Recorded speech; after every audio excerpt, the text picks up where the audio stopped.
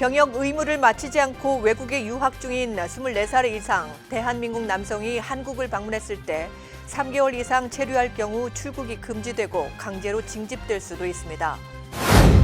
뉴욕시에서 거위 간요리인 푸아그라 판매를 금지하는 조례안이 추진되고 있는 가운데 시의회에서 이 문제가 다뤄지고 있습니다.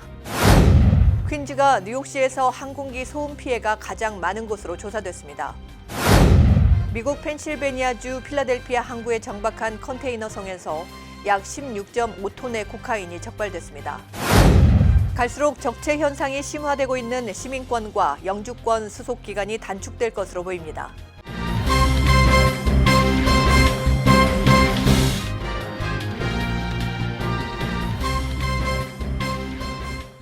시청자 여러분 안녕하십니까? 수요일 9시 뉴스입니다. 첫 소식입니다. 병역 의무를 마치지 않고 외국에 유학 중인 대한민국 남성이 한국을 방문했을 때 3개월 이상 체류할 경우 출국이 금지되고 강제로 징집될 수도 있습니다.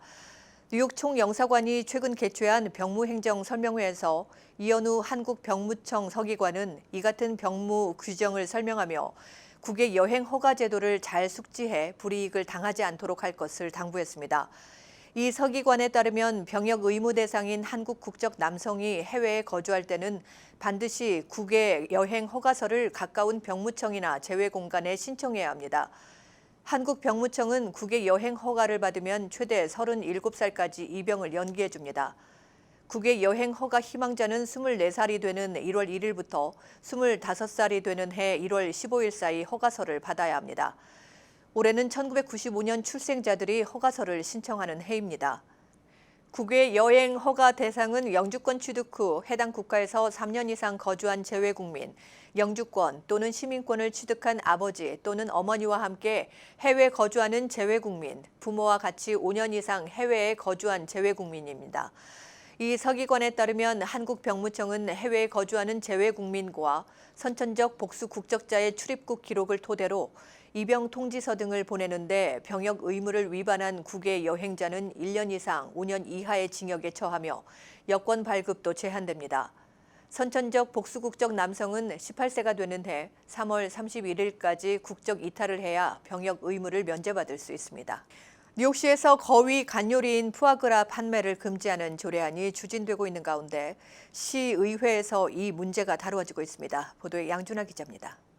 세계적인 프랑스 요리 푸아그라가 뉴욕시에서 생존할 수 있을지 이를 판매하는 요식업계가 긴장하고 있습니다. 칼리나 리베라 시의원이 최근 발의한 이번 조례안은 뉴욕 시내 식당과 유통업체가 푸아그라를 판매하다 적발될 시 $1,000의 벌금과 1년형의 징역을 부과하는 내용을 골자로 하고 있습니다. 리베라 시의원은 먹이를 강제 주입당하는 동안 거위는 옴짝달싹 못하도록 아주 좁은 철창에 갇힌다. 이 같은 방식으로 생산된 음식을 시민들에게 판매하는 건 중단돼야 한다고 발의 배경을 밝히고 있습니다. 최근 뉴욕주 내의 두 거위 농장에서 촬영된 영상에서는 직원들이 거위 입을 강제로 열어 음식을 주입, 돈이 되는 간이 커지도록 확대하는 장면을 보여주고 있습니다. 동물보호단체들은 이러한 동물 학대로 얻은 거위 간을 뉴욕 식당에서 올려놓는 행위는 동물에 대한 잔인한 행동이라고 말합니다. 뉴욕 시민들의 여론조사 결과 투표한 10명 중 8명은 뉴욕시에서 이러한 동물 학대로 얻은 상품의 금지에 찬성을 표했습니다.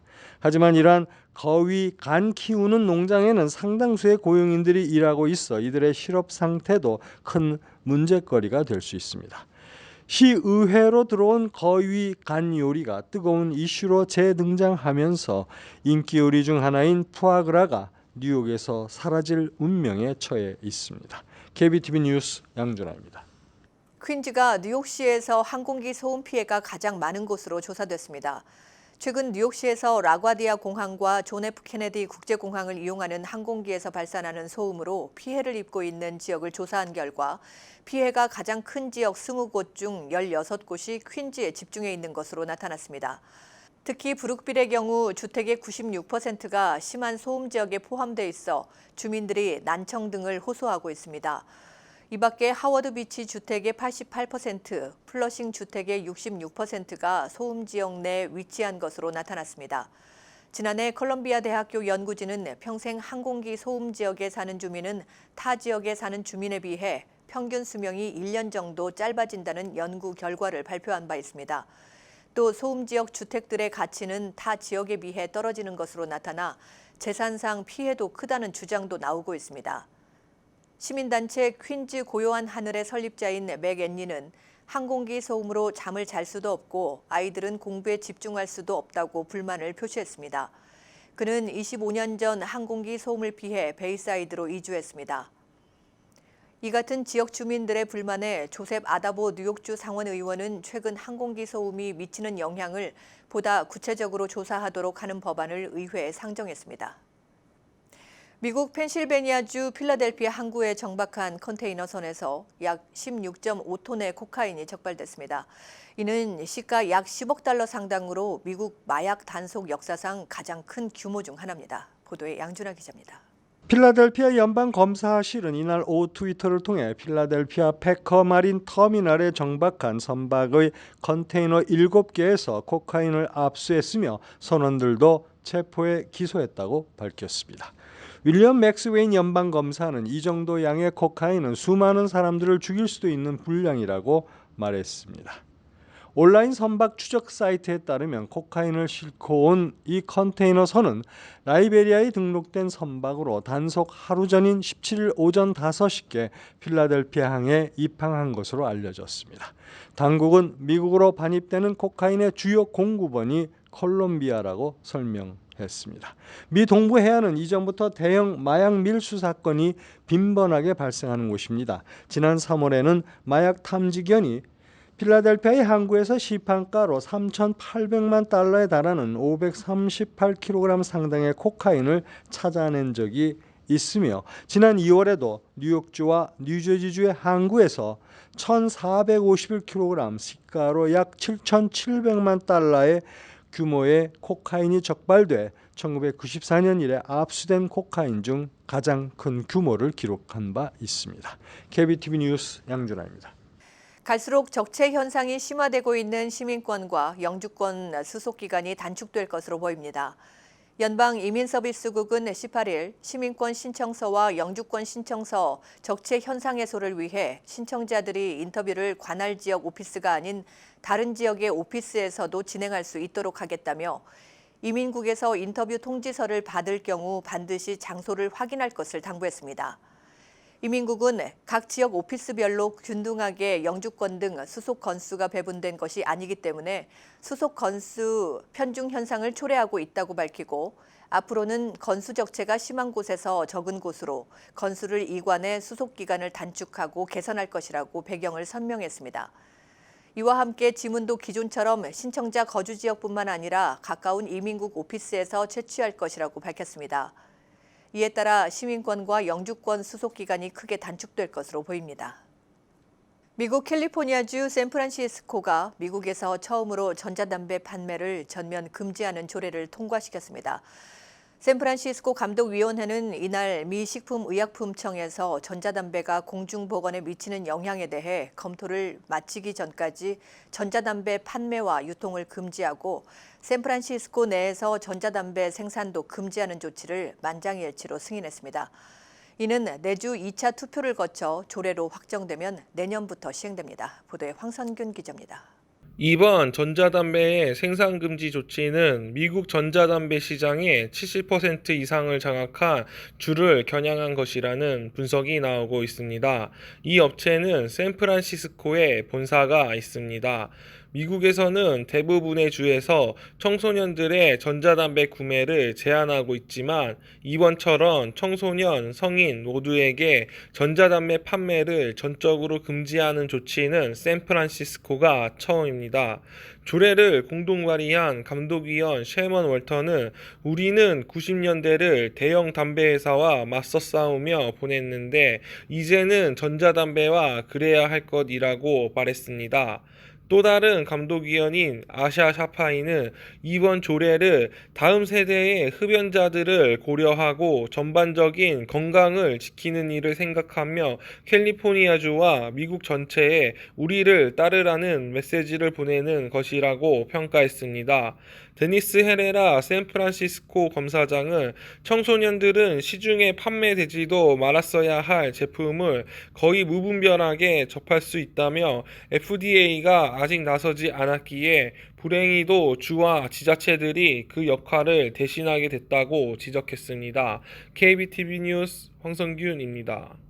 페이스북이 18일 가상화폐 리브라 출시를 공개하면서 이 가상화폐가 현금이나 수표, 신용카드 등 기존 결제 수단을 대체할 새 결제 시스템이 될지 관심이 쏠리고 있는 가운데 미 의회는 부정적인 태도를 표명했습니다. 월스트리트 저널에 따르면 리브라는 새로운 가상화폐로 송금, 결제 등의 거래를 검증하기 위해 블록체인이란 암호화 기술을 사용하는 디지털 통화를 말합니다. 페이스북의 메신저나 자회사인 왓츠앱을 이용하는 사람은 내년 상반기부터 전자지갑을 통해 이 가상화폐를 이용할 수 있게 됩니다. 리브라를 이용해 식사비나 커피값을 내고 온라인 상점에서 물건을 구매할 수 있다는 겁니다. 가상화폐의 장점은 블록체인 기술을 이용해 은행 전산망을 거치지 않고도 금융 거래가 가능하다는 점입니다. 이는 각종 금융 수수료를 크게 낮추거나 제로화할 수 있다는 것을 뜻합니다. 특히 국경을 넘는 금융거래 때 비용과 시간을 단축할 수 있습니다. 페이스북도 이날 가상화폐 출시의 이유로 은행 계좌가 없는 사람이나 해외에 돈을 송금할 여력이 안 되는 사람 등 전 세계 수백만 명에게 기초적인 금융 서비스를 제공할 수 있게 되리란 점을 들었습니다. 페이스북의 강점은 무엇보다 27억 명 이상의 사용자 기반을 이미 보유하고 있다는 점입니다. 미국 대형 할인 매장 코스코에서 잇따라 총격 사건이 벌어져 쇼핑객들을 불안에 떨게 하고 있습니다.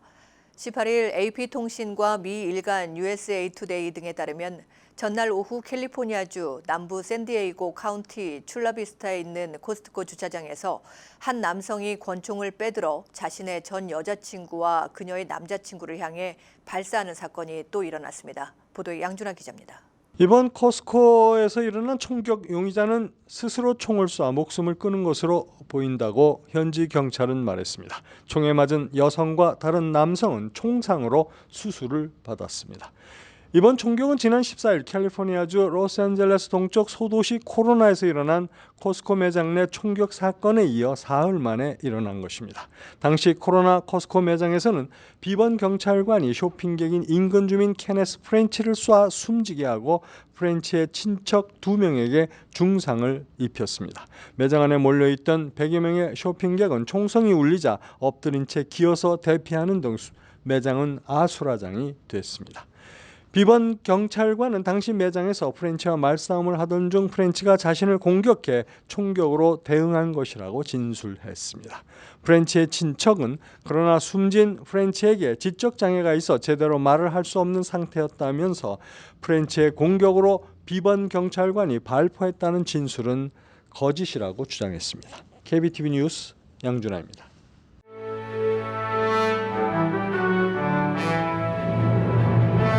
사건 사고입니다.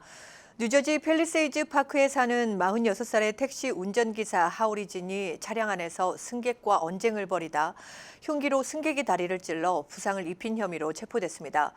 레오니아 경찰에 따르면 지난 16일 자정쯤 하이우드 애비뉴에서 승객과 시비를 벌이다 승객에게 칼을 휘둘러 부상을 입힌 혐의를 받고 있습니다. 피해자는 병원 치료를 받고 있습니다. 뉴저지 주법상 흉기 소지 및 가중 폭행죄는 5년에서 최대 10년형 혹은 15만 달러의 벌금형을 선고받을 수 있습니다. 뉴저지 리치필드의 한 주택에서 가스가 폭발하는 바람에 주택이 붕괴됐습니다.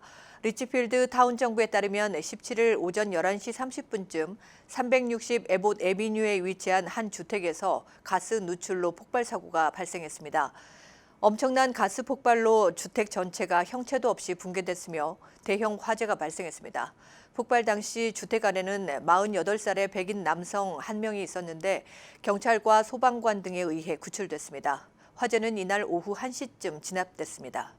지난 화요일 퀸즈 지역 한 공원에서는 어린아이의 모양의 인형이 버려졌는데 경찰이 아이의 사체가 버려진 것으로 오인하고 출동하는 소동이 빚어졌습니다. 경찰에 따르면 이날 오전 8시경 베이사이드에 있는 크로쉐론 공원에서 조깅을 하던 한 남성이 잔디밭에서 어린아이의 사체를 발견하고 경찰에 신고했습니다. 그러나 신고를 받고 출동한 경찰과 의료진이 확인한 결과 기적 위에 쌓인 것은 어린아이 형태의 인형이었습니다. 경찰은 인형은 사망한 지 오래된 것처럼 보라색으로 변색돼 있어 사체로 보였다고 밝혔습니다. 버지니아주 새끼 뱀장어를 타주에 유통 판매한 한인이 연방검찰에 기소됐습니다. 연방법원 기록에 따르면 버지니아 동부 연방검찰은 지난달 23일 데이비드 김 씨를 물고기, 식물 등이 주 경계를 넘어 불법 판매되지 못하도록 규정한 연방 레이시법 위반과 밀수 등의 혐의로 기소했습니다. 기소장에 따르면 김 씨는 지난 2016년 3월 5일 버지니아 동부 지역에서 시가 $350가 넘는 새끼 뱀장어를 구입해 노스캐롤라이나와 버지니아 지역에서 불법 판매한 혐의입니다. 명문대학의 합격 통보를 받고서도 SNS 활동이나 성적 하락 등을 이유로 합격이 취소되는 사례가 최근 늘고 있습니다. 특히 최근 대학들이 합격자들을 대상으로 한 SNS 행적을 샅샅이 뒤지는 제2차 사정을 강화하고 있어 SNS 활동이 문제가 돼 합격 취소 통보를 받는 한인 학생들도 있어 주의가 요구됩니다. 실제로 아이비리그 대학의 합격 통보를 받았던 한 한인 학생은 페이스북에 올린 사진이 문제가 돼 합격이 취소됐습니다. 필라델피아에서 지난주 종적을 감췄던 한인 대학생이 실종된 지 5일 만에 LA에서 숨진 채 발견됐습니다. 18일 LA 경찰국은 베버리힐스 지역 인근 시에라 알타웨이 주택가에서 지난 17일 한인 앤드류 윤 씨가 숨진 채 발견됐다고 밝혔습니다. 뉴저지에서 미성년자 왕따 피해 방지를 위해 가해자 부모에게 보다 더 큰 책임을 묻는 방안이 주의회에서 초당적으로 추진되고 있습니다. 뉴저지주 상원교육위원회는 17일 왕따 또는 사이버 왕따 가해자임이 입증되는 경우 해당 가해 학생의 부모에게 민사상의 책임을 물을 수 있도록 하는 내용의 법안을 표결에 붙여 가결시켰습니다.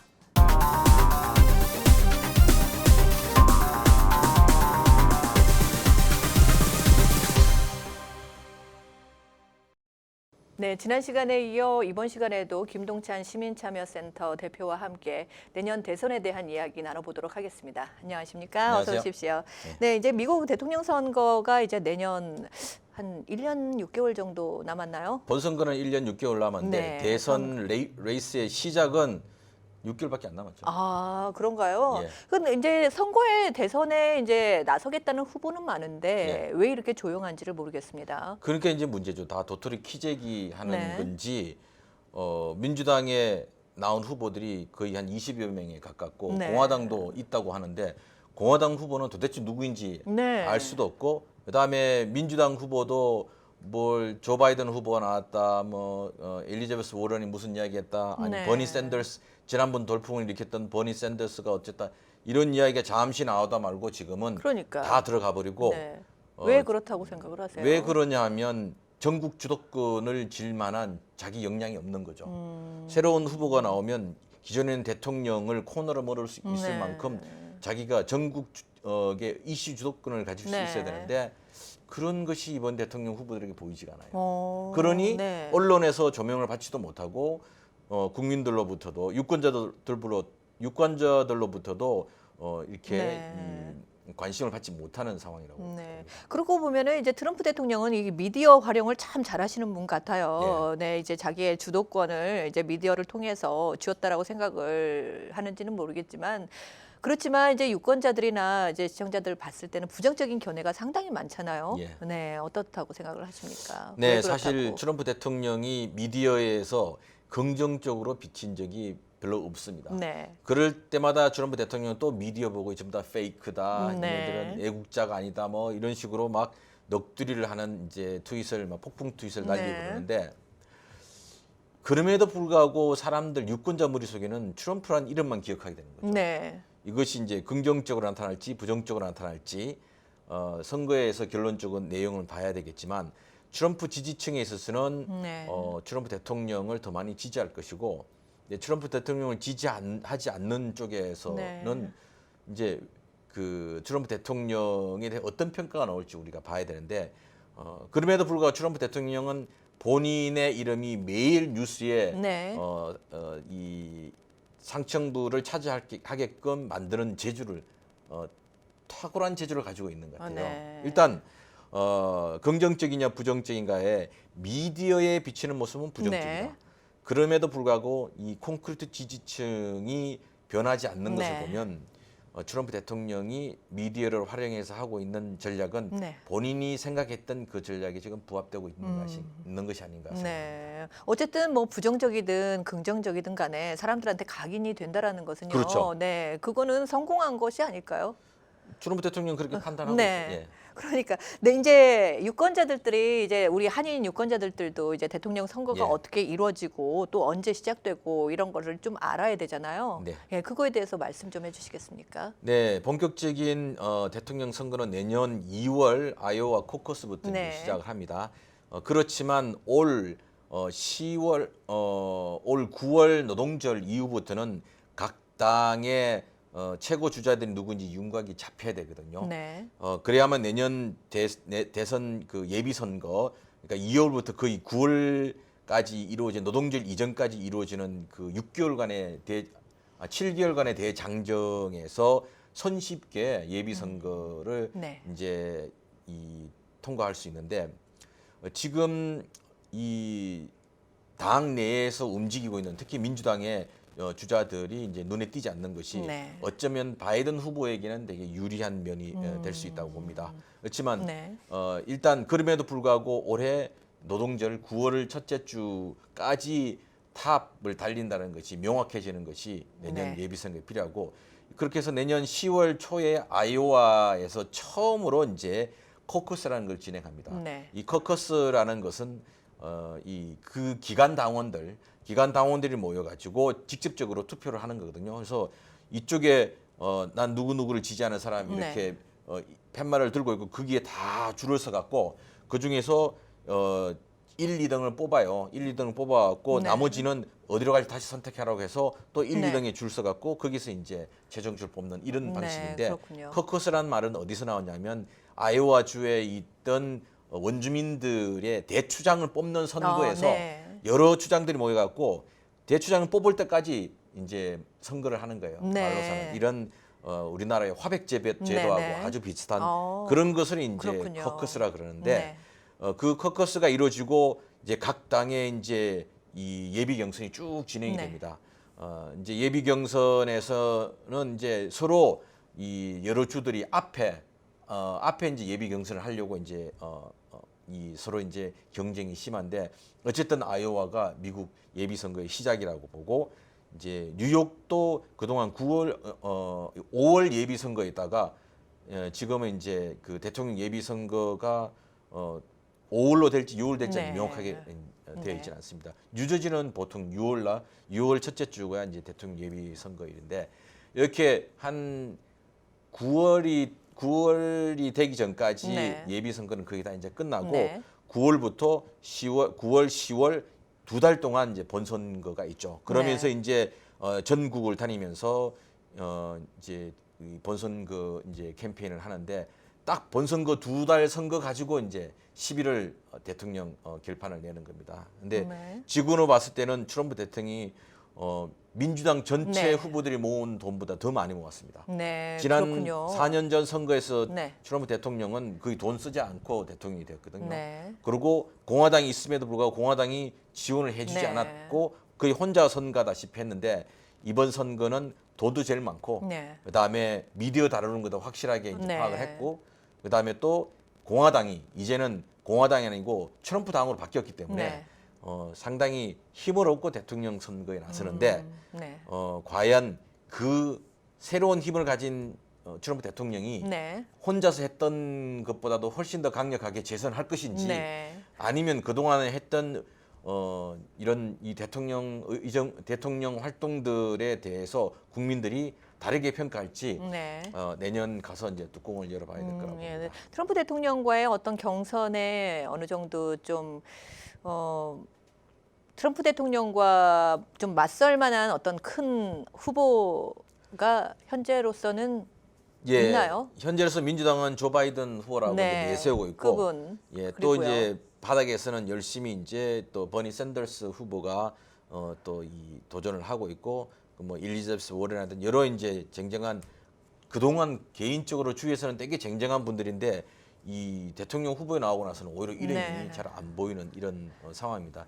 그렇습니다. 민주당은 아마 당 내의 표심은 지난번 힐러리 후보를 대통령을 만들기 위해서 당이 똘똘 네. 뭉쳤던 것처럼 이번도 조 바이든을 위해서만 똘똘 뭉치지 않겠는가. 네, 조 바이든 전 그 부통령은 좀 어느 정도 좀 조 바이든 가능성은 민주당 있을지는- 내에서는 최고 인기가 있을 거라고 봅니다. 네. 그렇지만 가능성 이 트럼프 대통령하고의 경선에서 어떻게 될지는 물론 좀 다- 약하지 않을까 싶습니다. 이제 여기에 돼봐야 알겠죠. 트럼프 대통령과 붙으려면 점잖하게 나가서는 안 되고요. 네. 트럼프 대통령처럼 그냥 그 입담도 좋아야 되고 네. 또 상대에 대해서 진짜 그 흐를 찌르는 공격도 할 줄 네. 알아고 이래야 되는데 그러게요. 트럼프 대통령과 붙을 때 점잖게 신사로 붙었다가는 지난 대통령 선거 공화당 그런가요? 후보들 네. 다 깨진 거 보셨죠? 그래서 만반의 준비를 하고 바이든 후보도 아마 나와야 될 거라고 생각합니다. 네, 알겠습니다. 네, 오늘 말씀 감사합니다. 예, 네, 고맙습니다. 네, 지금까지 김동찬 시민참여센터 대표와 함께했습니다.